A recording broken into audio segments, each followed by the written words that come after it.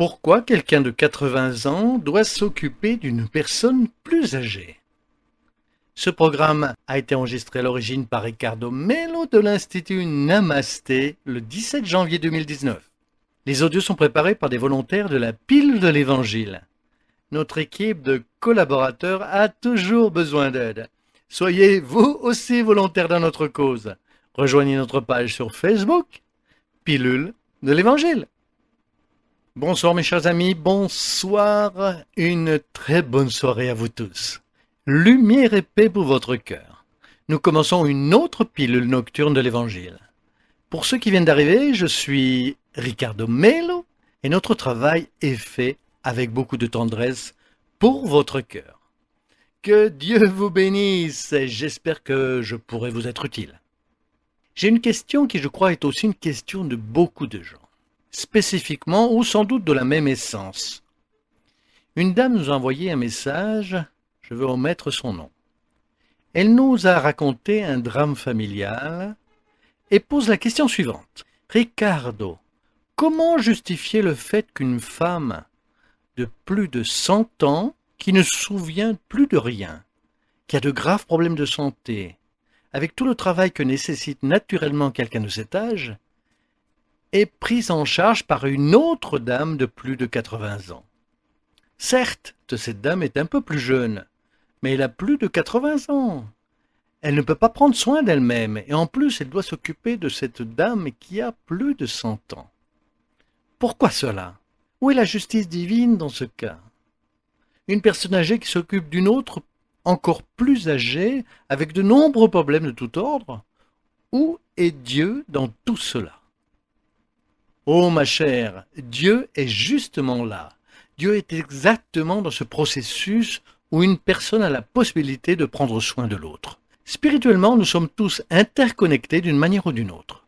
Ceux qui se réincarnent dans la même famille ou sont attirés par une raison quelconque, dans la vie matérielle, ou telle sorte que l'un est lié à l'autre, ou alors qui dépend de l'autre émotionnellement ou financièrement. Ils ont toujours quelque chose à apprendre et à se donner. Ce qui se passe, c'est que peu d'entre nous ont la sagesse de comprendre ce processus, et principalement de traiter cet échange de manière légère. Malheureusement, quand nous ne sommes pas encore assez spiritualisés, nous avons une relation d'exigence très dure les uns avec les autres. J'exige de vous et vous exigez de moi. Dans ces relations, il y a des difficultés, ou principalement il y a des problèmes physiques et psychologiques impliqués, parce que ce n'est pas vraiment facile. L'exigence est très élevée.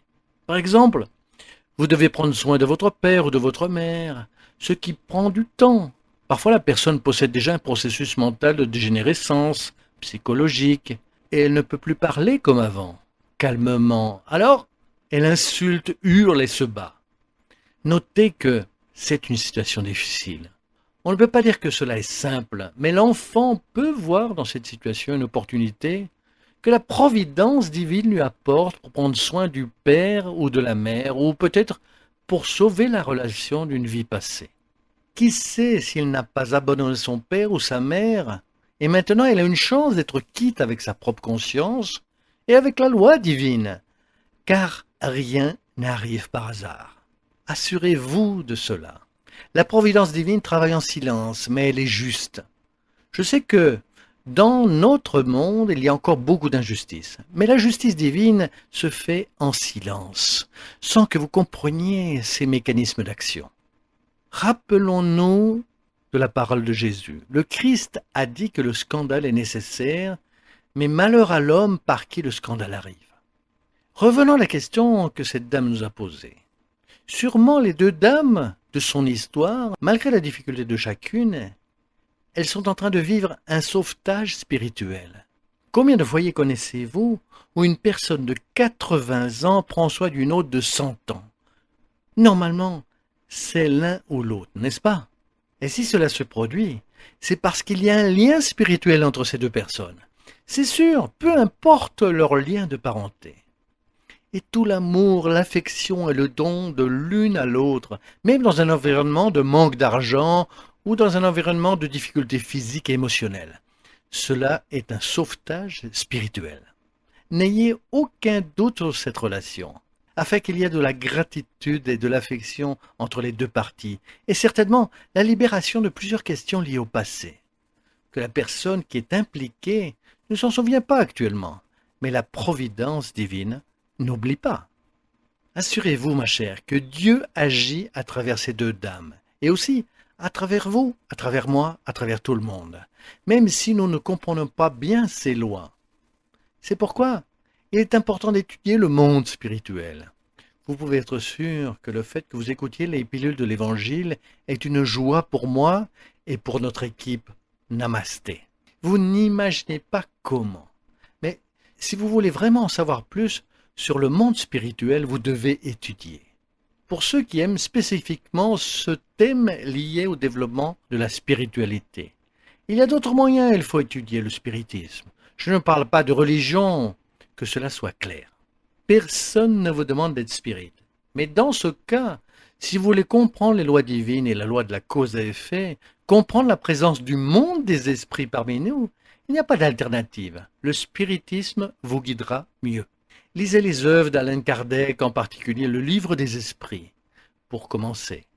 Et dès que possible, allez dans une institution spirite qui puisse clarifier vos doutes, au moins pour que vous compreniez mieux certains sentiments et certaines expériences que vous vivez. Ensuite, vous décidez quoi faire de ces informations. Au moins, prenez conscience, ayez l'esprit et le cœur ouverts, car après tout, si Dieu nous permet d'être en contact en ce moment, ce n'est pas un hasard non plus. Qui sait si cela n'est peut-être pas un indice pour la prochaine étape, pour que vous compreniez votre environnement et pour faire de meilleurs choix. C'est cela que je souhaite le plus à votre cœur. Toute mon affection, lumière et paix. Puissiez-vous ressentir la présence divine de diverses manières, même dans les expériences de douleur. Restez avec Dieu et encore merci. Je ne cesserai jamais de vous remercier d'avoir partagé les pilules de l'Évangile.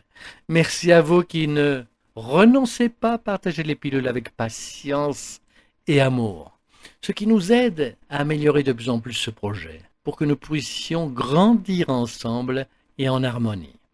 Je me rappelle que la religion de Dieu est l'amour, et c'est la seule qui compte. Tout le reste sans amour ne veut rien dire. Souvenons-nous toujours de cet avertissement de l'apôtre Paul. Que Dieu vous bénisse, lumière et paix. Vous le savez déjà. À bientôt, mes amis. À très bientôt.